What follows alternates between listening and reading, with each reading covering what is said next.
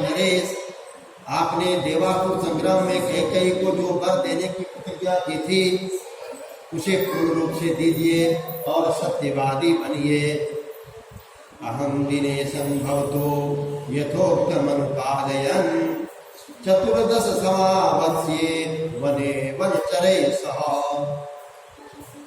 मा विमर्शो वसुमती भरताय प्रतीयताम्। मैं आपकी उक्त आज्ञा का पालन करता हुआ 14 वर्षों तक वन में वनचारी प्राणियों के साथ निवास करूंगा। आपके मन में कोई अन्यथा विचार नहीं होना चाहिए। आप यह सारे पृथ्वी भरत को दे दीजिए। नहीं मे कांक्षितं राज्यं सुखमात्मानि वा प्रियं यथा निदेशं कर्तुं वै तो वै रघुनंदन। रघुनंदन, मैंने आपके मन को सुख देने अथवा स्वजनों का प्रिय करने के उद्देश्य से राज्य लेने की इच्छा नहीं की थी। आपकी आज्ञा का यथावत रूप से पालन करने के लिए ही मैंने उसे ग्रहण करने की अभिलाषा की थी। अपगच्छतु ते दुखम मा भूर्वास्प परिप्लुता नहीं क्षुभ्यति दुर्घर्षा समुद्र सरितां पति। आपका दुख दूर हो जाए, आप इस प्रकार आंसू न भावें। सरिताओं का स्वामी दुर्घर्ष समुद्र क्षुब्ध नहीं होता है, अपनी मर्यादा का त्याग नहीं करता है, इसी तरह आपको भी क्षुब्ध नहीं होना चाहिए। नैवाहं राज्यमिच्छामि न सुखं न च मेदिनीं नैव शर्माणि मां कामान् न स्वर्गं न च जीवितम्। त्वामहं सत्यमिच्छामि न नृत्यं पुरुषर्षभ प्रत्यक्षं तव सत्येन सुकृतेन च ते सफेद। पुरुष शिरोमणे, मेरे मन में यदि इच्छा हो तो यही कि आप सत्यवादी बने, आपका वचन मिथ्या न होने पावे। यह बात मैं आपके सामने सत्य और शुभ कर्मों की शपथ खाकर कहता हूँ। न च शक्यं मया तावत् स्थातुं क्षणमपि प्रभो न शोकं धारये स्वेहं नहीं मेऽस्ति विपर्ययः। प्रभु, अब मैं यहाँ एक क्षण भी नहीं ठहर सकता, अतः आप इस शोक को अपने भीतर ही दबा लें। मैं अपने निश्चय के विपरीत कुछ नहीं कर सकता। अर्थितो ह्यस्मि कैकेय्या वनं गच्छेति राघव मया चोक्तं वदामिति तत्र सत्यमनुपालने। हे रघुनंदन, कैकेयी ने मुझे यह याचना की कि राम, तुम वन को चले जाओ। मैंने वचन दिया था कि अवश्य जाऊंगा, उस सत्य का मुझे पालन करना है। नो चोत्कंठां कृथा देवं वनेरश्यं वहे वयं प्रशान्तैर्नाकीर्णे नाना शुकनिनादिते। देव बीच में हमें देखने या हमसे मिलने के लिए आप उत्कंठित ना होंगे। शांत स्वभाव वाले मृगों से भरे हुए और भांति भांति के पक्षियों के कलरवों से गूंजते हुए उस वन में हम लोग बड़े आनंद से रहेंगे। पिता ही देवतं तात देवतानामपि स्मृतत् तस्मात् दैवतमित्येव करिष्यामि पितुर्वचः।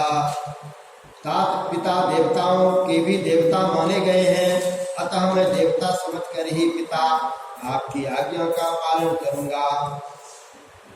14 वर्षेषु गतेषु नृपसत्तमम् पुनर्द्रक्ष्यसि मां प्राप्तं संतापोऽयं विमुच्यताम्।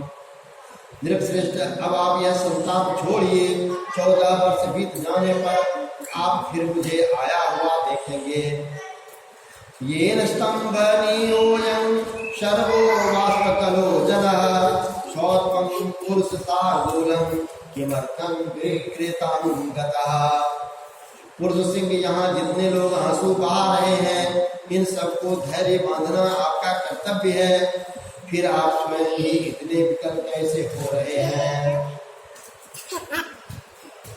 पुरं च राष्ट्रं च मही च केवला मया विसृष्टा भरताय दीयताम् अहं निदेशं भवतो अनुपालयन् वनं गमिष्यामि चिराय सेवितुम्। यह नगर, यह राज्य, यह सारी पृथ्वी मैंने छोड़ दी। अब आप सब कुछ भरत को दे दीजिए। अब मैं आपके आदेश का पालन करता हुआ दीर्घकाल तक वन में निवास करूंगा। करने के लिए यहाँ से यात्रा कर रहा हूँ। मया विसृष्टं भरतो महिमिमां शैलखण्डां स्वरूपकाननम् शिवासो सीमासो सासो केवलम त्वया यदुक्तं नृपते तथास्तु तत्। मेरी छोड़ी हुई पर्वत खंडों, नगरों और उपवनों सहित इस सारी पृथ्वी का भरत कल्याणकारिणी मर्यादाओं में स्थित रहकर पालन करे। नरेश्वर, आपने जो वचन दिया है वह पूर्ण हो। नो मे तथा पार्थिव दीयते मनो महत्सु कामेषु नो चात्मनः प्रिये यथा निदेशे तव सृष्टि सम्मते वपयतु दुःखं तव कृतेन भो। पृथ्वीनाथ निष्पाप महाराज, सत्पुरुषों द्वारा अनुमोदित आपकी आज्ञा का पालन करने में मेरा मन जैसा लगता है वैसा बड़े बड़े भोगों में भी अपने किसी प्रिय पदार्थ से भी मन नहीं लगता। अतः आप मेरे लिए अपने मन में जो दुख है वह दूर हो जाना चाहिए। तदर्जेनैवानगराज्यमव्ययम् नो सर्वकामान् बहुधां न मैथिलीं नो चिन्तयन्तं त्वां नृतेन योजनं वृणीय सत्यं व्रतमस्तु ते यथा। निष्पाप नरेश, आज आपको मिथ्यावादी बनाकर मैं अक्षय राज्य सत्यता के भोग वसुधा का आधिपत्य मिथिलेश कुमारी सीता तथा अन्य किसी अभिलषित पदार्थ को भी स्वीकार नहीं कर सकता। मेरे एकमात्र इच्छा यही है कि आपकी प्रतिज्ञा सत्य हो। फलानि मूलानि च भक्षयन् वने गिरिं च पश्यन् सरितः सरांसि च वनं प्रविवेश्य विचित्रपादपं सुखी भविष्यामि तव तुलेर्विते। मैं विचित्र वृक्षों से युक्त वन में प्रवेश करके फल मूल का भोजन करता हुआ वहाँ के पर्वतों, नदियों और सरोवरों को देख देख कर सुखी होऊंगा। इसलिए आप अपने मन को शांत कीजिए। एवं स राजा व्यसनाभिपन्नं स्थापेन दुःखेन च पीड्यमानः आलिङ्ग्य पुत्रं शुभिनष्ट संज्ञो भूमि गतो नैव चिचेष्ट। किंचित श्री राम के ऐसा कहने पर पुत्र विछोह के संकट में पड़े हुए राजा दशरथ ने दुख और संताप से पीड़ित हो उन्हें छाती से लगाया और फिर अचेत होकर वह पृथ्वी पर गिर पड़े। उस समय उनका शरीर जल की भांति कुछ भी चेष्टा न कर सका। देव्या समस्ता रुरुदा समेता संवर्धयित्वा नरदेव पत्नीं रुदं सुमन्त्रोऽपि जगामूर्धाम् आहाकृतं तत्र बभूव सर्वम्। यह देखकर रानी कैकेयी को छोड़कर वहां एकत्र हुई अन्य सभी रानियां रो पड़ी। सुमंत्र भी रोते रोते मूर्छित हो गए और वहां सब और हाहाकार मच गया। श्रीमद् रामायणे वाल्मीकि आदि काव्ये अयोध्या कांडे चतुर्त्रिंशः सर्गः। अथ श्री वाल्मीकि रामायणं पंचत्रिंशः सर्गः। सुमंत्र के समझाने और फटकारने पर भी कैकेयी का तस्य मसना होना।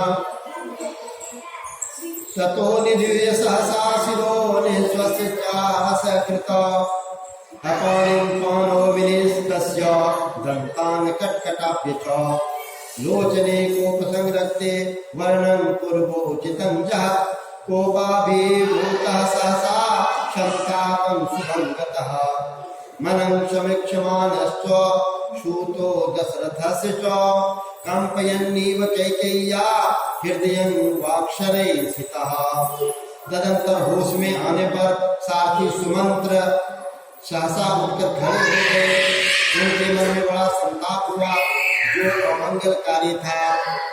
वे क्रोध के मारे कांपने लगे। उनके शरीर और मुख की पहली स्वाभाविक कांति बदल गई। वे क्रोध से आंखें लाल करके दोनों हाथों से सिर पीटने लगे और हम बारंबार लंबी सांस खींचकर हाथ से हाथ मलकर दांत खटखटाकर राजा दशरथ के मन की वास्तविक अवस्था देखते हुए अपने वचन रूपी तीखे बाणों से कई के हृदय को कंपित सा करने लगे। वाक्य वज्र नुरम पैर मणि भिंद चा शुभे कैकैया सर्वमर्माणि सुमंत्र प्रत्यभात। अपने अशुभ एवं अनुपम वचन रूपी वज्र से कैकेयी के सारे मर्म स्थानों को विदर्भ करते हुए सुमंत्र ने उससे इस प्रकार कहना आरंभ किया।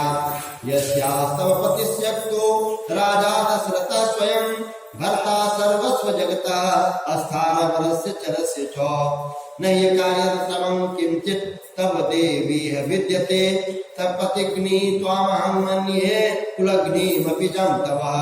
देवी, जब तुमने संपूर्ण चराचर जगत के स्वामी स्वयं अपने पति महाराज दशरथ का ही त्याग कर दिया, तब इस जगत में कोई ऐसा कर्म नहीं है जिसे तुम न कर सको। मैं तो समझता हूँ कि तुम पति की हत्या करने वाले ही हो, अतः कुलघातनी भी हो। यं महेंद्रमिवज्जायं दुष्क्रम कविमविवाचलम् महोदधीमिवाक्षोभ्यं क्षमतापयसि कर्मभिः। वो जो देवराज इंद्र के समान अजय, पर्वत के समान कंपनी और महासागर के समान क्षोभ रहित हैं, उन महाराज दशरथ को भी तुम अपने कर्मों से तप्त कर रही हो। मम वस्तं दशरथं भर्तारं वरदं पतिं भर्तृच्छा हि नारीणां पुत्र कोट्या विशिष्यते। राजा दशरथ तुम्हारे पति, पालक और वरदाता हैं। तुम इनका अपमान न करो। नारियों के लिए पति की इच्छा का महत्व करोड़ों पुत्रों से भी अधिक है। यथावतो हि राज्यानि प्रपुन्वन्ति नृपक्षये इक्ष्वाकुलकुले एनाथे श्मिष्टं लोपयितुमिच्छसि। इस कुल में राजा का परलोकवास हो जाने पर उनके पुत्रों की अवस्था का विचार करके जो ज्येष्ठ पुत्र होते हैं वे ही राज्य पाते हैं। राज्य कुल के इस परंपरागत आधार को तुम इस इक्ष्वाकु कुल के स्वामी महाराज दशरथ के जीते जी ही मिटा देना चाहती हो। राजा भवतु ते पुत्रो भरत शास्तु मेदिनीं वयं तत्र गमिष्यामो यत्र रामो गमिष्यति। तुम्हारे पुत्र भरत राजा हो जाएं और इस पृथ्वी का शासन करें, किंतु हम लोग तो वहां चले जाएंगे जहां श्री राम जाएंगे। नोचोते विषये काचित् ब्रह्मणो वस्तुमर्हसि तादृशं त्वं मर्यादं अद्य कर्मं करिष्यसि। यूनं सर्वे गमिष्यामो मार्गं रामवेशिवत्। तुम्हारे राज्य में कोई भी ब्राह्मण निवास नहीं करेगा। यदि तुम आज जैसा मर्यादाहीन कर्म करोगे तो निश्चय ही हम सब लोग उसी मार्ग पर चले जाएंगे जिसका श्री राम ने सेवन किया है। त्यक्ता वा बांधवा सर्वे ब्रह्मणे साधुभिः सदा का प्रीति राज्य लाभेन तव देवी भविष्यति। तादृशं त्वं मर्यादं कर्म कर्तुं चिकीर्षसि। संपूर्ण बंधु बांधव और सदाचारी ब्राह्मण भी तुम्हारा त्याग कर देंगे। देवी, फिर इस राज्य को पाकर तुम्हें क्या आनंद मिलेगा? ओ तुम ऐसा मर्यादाहीन कर्म करना चाहती हो। आश्चर्य पश्यामि यस्यास्ते वृत्तमीदृशम् आचार्यं याति विदृता सद्यो भवति मेदिनी। मुझे तो यह देखकर आश्चर्य सा हो रहा है कि तुम्हारे इतने बड़े अत्याचार करने पर भी पृथ्वी तुरंत फट क्यों नहीं जाती है। महाब्रह्मर्ष सृष्टा वा ज्वलन्तो भीमदर्शनाः दिग्वा दण्डनो हिंसन्ति राम प्रव्राजने स्थिताम्।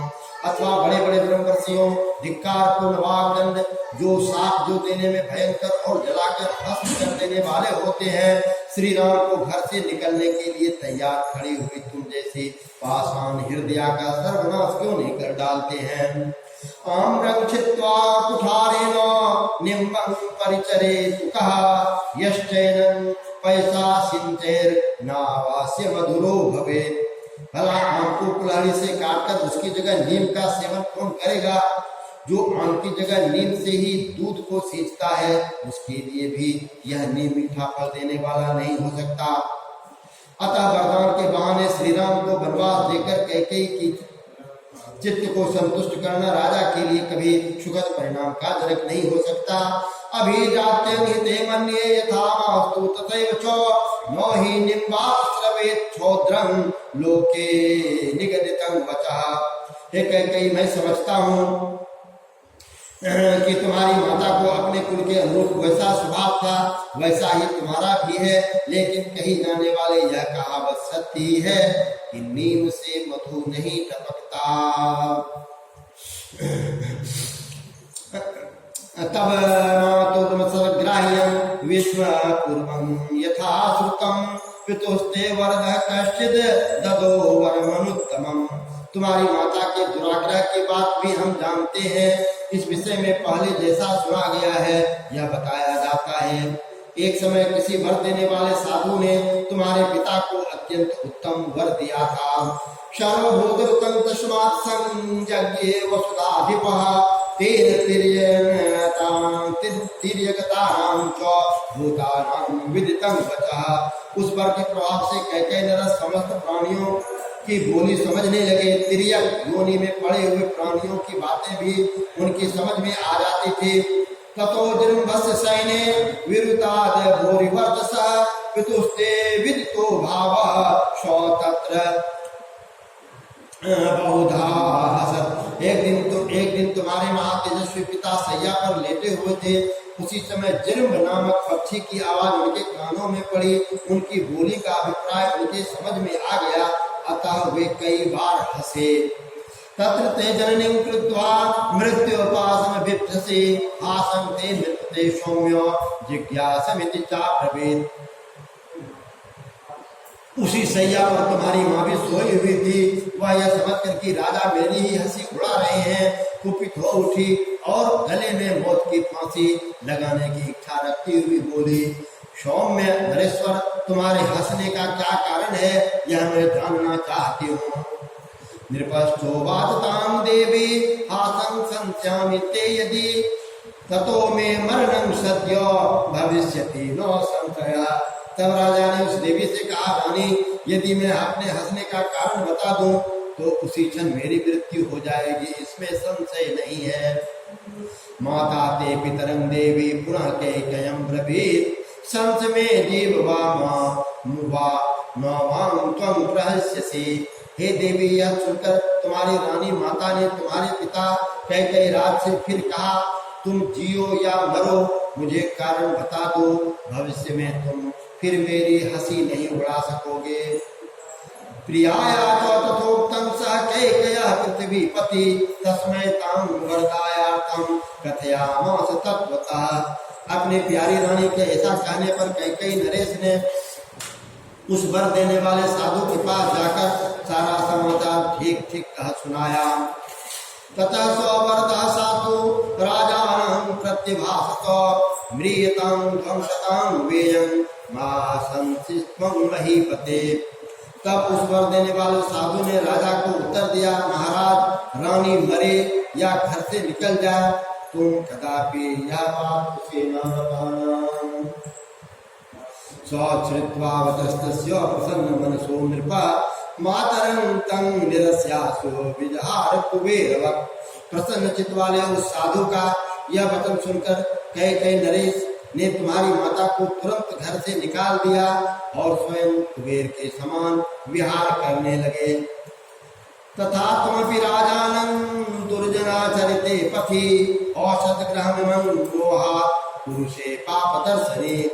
तुम भी इसी प्रकार दुर्जनों के मार्ग पर स्थित हो पाप पर ही दृष्टि रखकर मोहवश राजा से यह अनुचित आग्रह कर रही हो।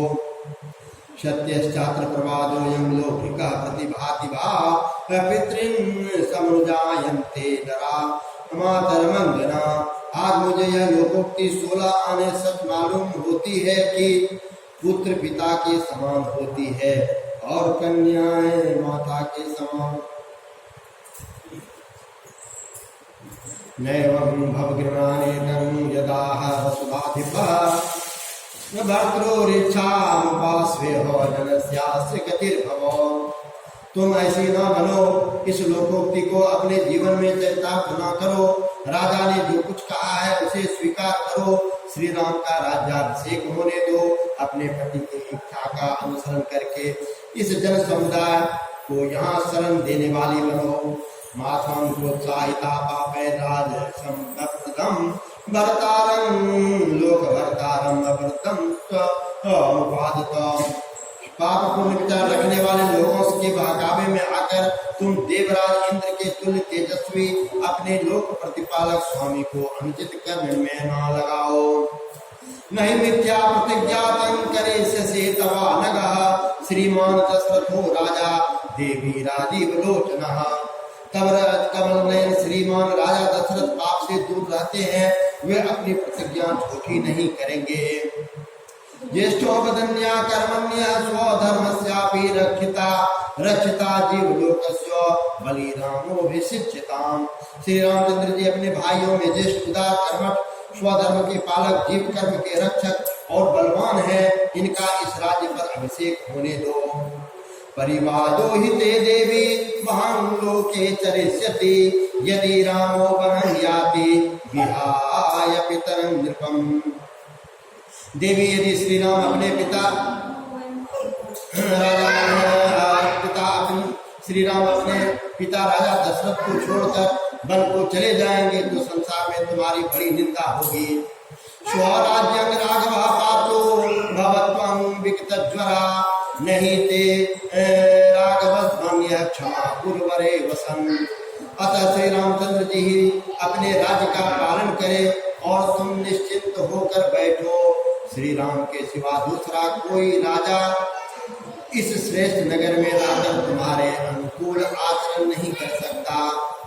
रामे ही योम राज्यस्थे राजा दशरथो वनम प्रवेक्षति महेश्वासः पूर्ववृत्त मनुस्मरण। श्री राम के युवराज पद पर प्रतिष्ठित हो जाने के बाद महाधनुर्धर राजा दशरथ पूर्वजों के वृतांत का स्मरण करके स्वयं वन में प्रवेश करेंगे। तीक्ष्णैश्च कैकेयी राज्य संसदि भूयः संक्षोभयामास सुमन्त्रस्तु कृताञ्जलिः। नैव सा क्षुभ्यते देवी न च स्म परितूयते न चास्या मुखवर्णस्य लक्ष्यते विक्रिया तदा। इस प्रकार सुमंत्र ने हाथ जोड़कर कैकेयी को उस राजभवन में सांत्वना पूर्वक तथा तीखे वचनों से